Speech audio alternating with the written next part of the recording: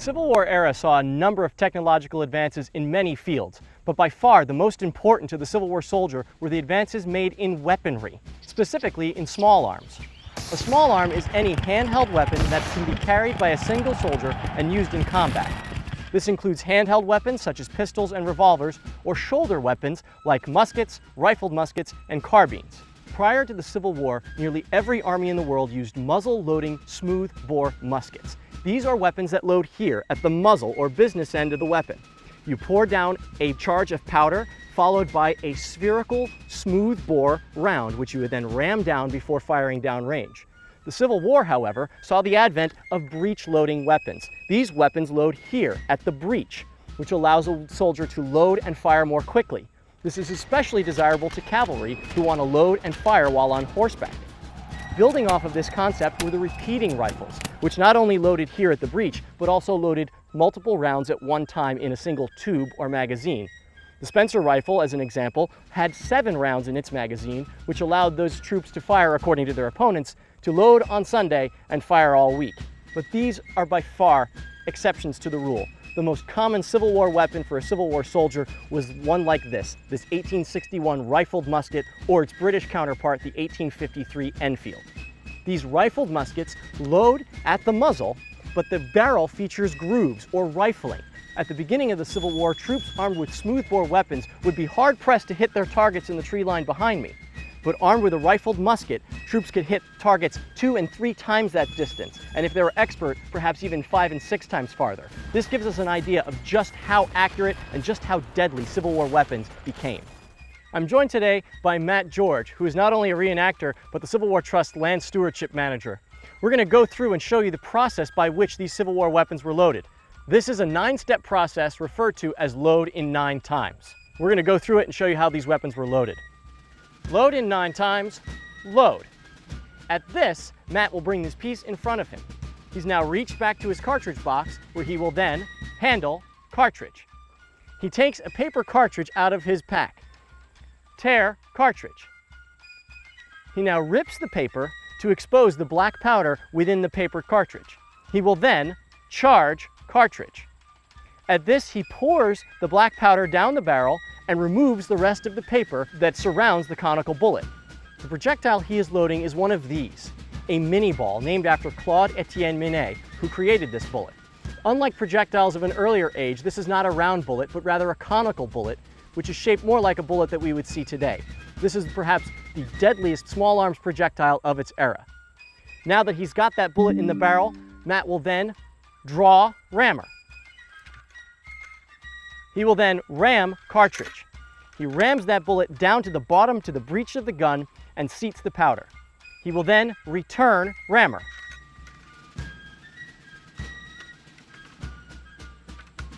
The next step is probably one of the most important, prime. With this, he brings up his piece, brings the weapon to half cock, and places a percussion cap onto the nipple of the gun. This percussion cap, when struck by the hammer, will create a spark which will ignite the powder and shoot the bullet downrange. This weapon is now ready to shoot. Shoulder, arms. Once every man in his company and every man in his battalion is come to this position, the commanding officer knows that his troops are loaded and ready to shoot. And so is Matt, so he's going to take a turn and take a shot at this target. Ready. He now brings the weapon to full cock. Aim. Fire.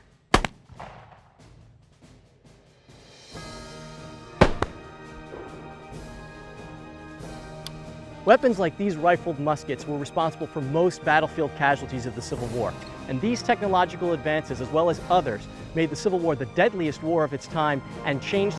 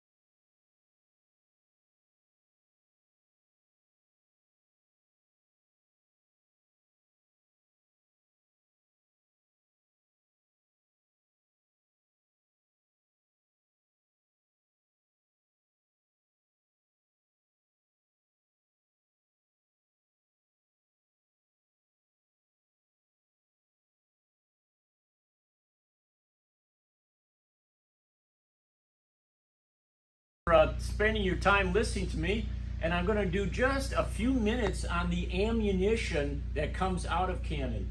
And there's 4 types. It can be, if it comes out of a smoothbore cannon, they refer to it as a solid shot. It's cast iron. If it comes out of a rifle gun and it's solid, they refer to it as a bolt. B-O-L-T, a bolt. A rifled gun, it's a bolt. So you wonder, what good is the cast iron solid projectile? It doesn't blow up. The U.S. Army manual says that this 12-pounder ball at a half mile has enough energy to pass through 5 men yet. So stop and think of the Civil War infantry. They're standing shoulder to shoulder. To an artilleryman, that looks like bowling pins. And they would shoot those just flat across the battlefield and do horrific damage.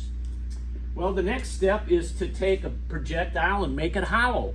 And you can see a lot of these are hollow. And once it's hollow, you can do a couple different things with it. This is what a 12-pounder would look like. It's strapped onto the sabot, and a sabot is French for a wooden shoe. And the powder bag tied onto this groove right here, and it was all loaded at one time. But what I want to get to is the fact that this cannonball is hollow. And I can, oh, I lost a fuse someplace. Oh. If I take, this is an original paper time fuse, and there's little marks on there. Each one of those little marks is a second. And if I cut that to a desired time and I put it in that fuse body, when the cannon goes off, it lights that fuse, burns down into that cavity, and explodes into many, many, many pieces. Here's just an example of a few pieces of actual shrapnel that were dug up. You can see those cast iron chunks. So now you know what a solid shot is and a shell. The next step is a case shot. This is an actual case shot. It's a 20-pounder Parrott. It's not the best shell. I had a good friend of mine who was a machinist, and I made him a deal. I told him if he would cut this in half and he lived, I would give him half, and I took the half. But what you can see are the lead balls. They're full of 69 caliber lead balls. That yellow material is called a matrix. It's basically sulfur that's been heated, poured in there as a liquid. It's set up so that solidified those balls and they didn't rattle. And you can see that's the actual powder.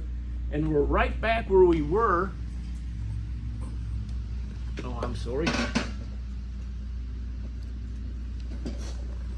You can take that paper time fuse, when it lights right there and it burns into this powder and it explodes, you have those lead balls flying every place. So we got one more yet. You've seen solid shot, you saw shell, you saw case shot. And we're back to canister. This is the canister for the 12-pounder. There are 27 of these 1.4 inch diameter cast iron balls in here, and they're packed in sawdust. And they could fire 2 of these at one time. It's called double canister. This is the first artifact I ever got. It's actually off the battlefield at Gettysburg. I was about 9 years old, and I've had this since I was 9 years old. But I'm going to show you the 2 basic types of fuses. We've already looked at the paper time fuse. So I put the paper time fuse in the fuse plug. And if I have a rifle projectile, I can put that fuse right in there. It burns into this powder chamber and blows up. And anything that works on a time fuse, you want it to blow up in the air, and then all that shrapnel will come pouring down on you. But with a rifle gun, I've got an advantage over a smoothbore. This is kind of like throwing a pass with a football. These go through the air very, very efficient, and they're almost always going to land on their nose. So when they land on their nose, I have an opportunity. I can use that fuse plug again, that paper time fuse plug, or I can take that out. I'm going to go back to the cutaway, and I'm going to put this fuse in there. Looks exactly like that one, but this one's very different. If I take it apart, you can see that there's a hole on the bottom of this fuse plug. there's a device called a slider. And right here it has a musket nipple. And you can see there's a hole goes all the way through. So I'm going to put a musket cap on there, which is fulminated mercury, which was very shock sensitive. So when it hits, flames will come out that little hole. But now watch this, a little magic trick. I'm gonna drop that slider in there. It can't go all the way through. This little brass plug is called an anvil. And that gets turned into the end here. Now imagine I'm getting shot at. Got it upside down.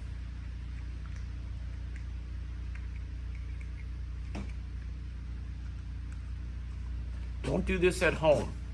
If you can pick this up on sound, what's happening is that slider is going back and forth. So as it's going through the air and the cannon goes off, that slider stays at the back of the fuse body. But when it hits something, it's going to hit that cap. That cap's going to shoot flames into my powder charge. So these I can make go off on contact.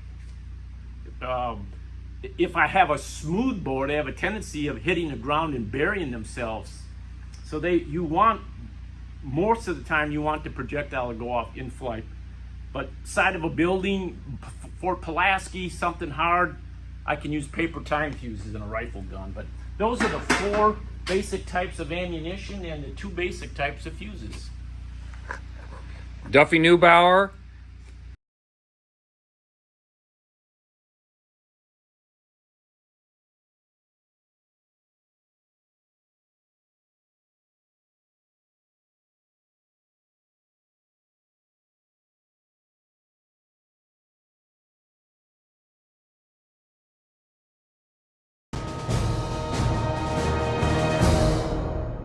When you go on Civil War battlefields today, you see 2 main types of cannons, some with green or blue barrels that are made of bronze or brass, and some with black barrels that are made of cast or wrought iron.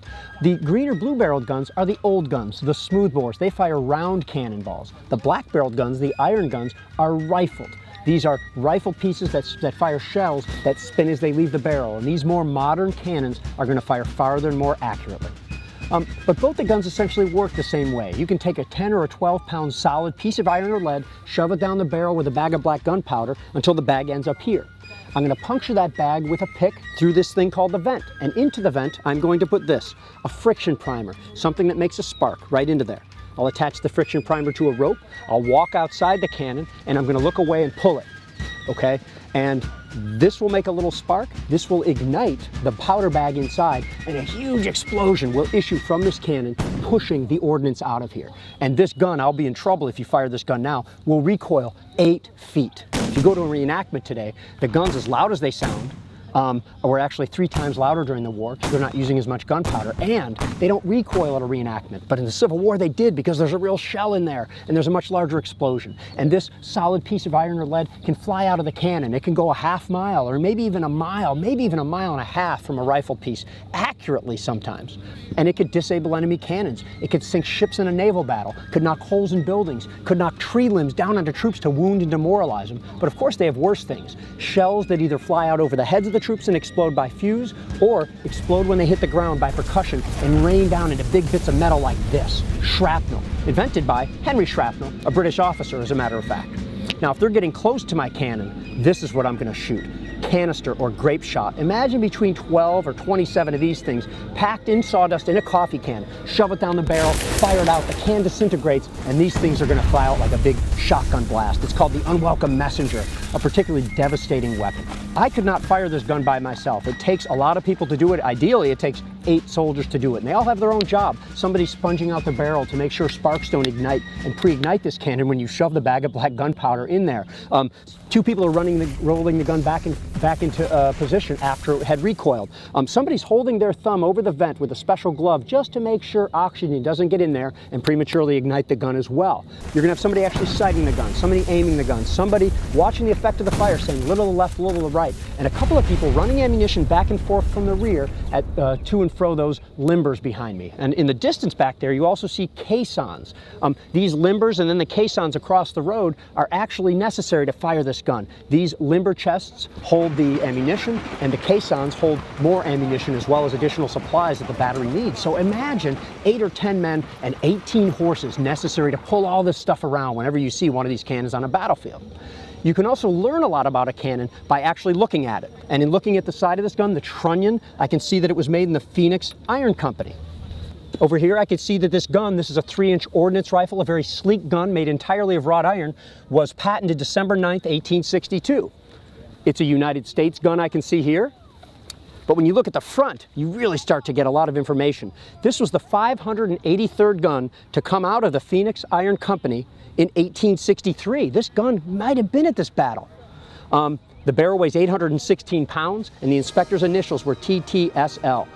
You could go and actually try to track where this gun was during the Civil War. These are original Civil War cannon barrels mounted on replica iron carriages. So when you go see these things on battlefields, pay respect. These are the guns that actually helped fight the Civil War.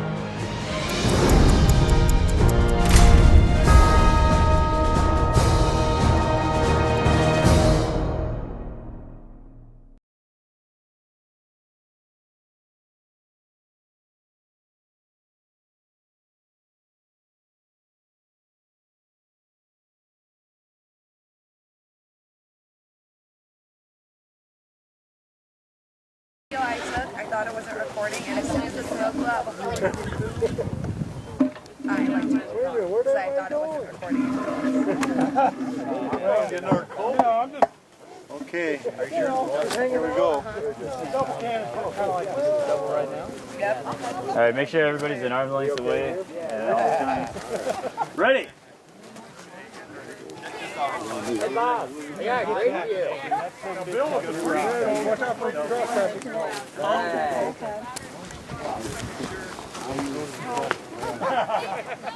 Great shot.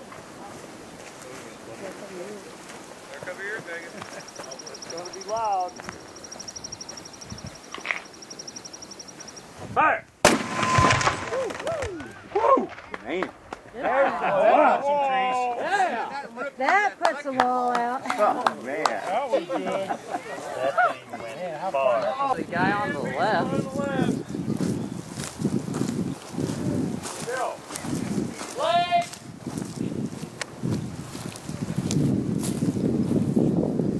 My video. Fire!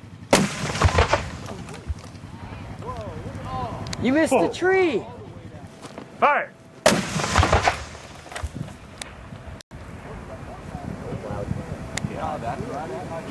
Fire!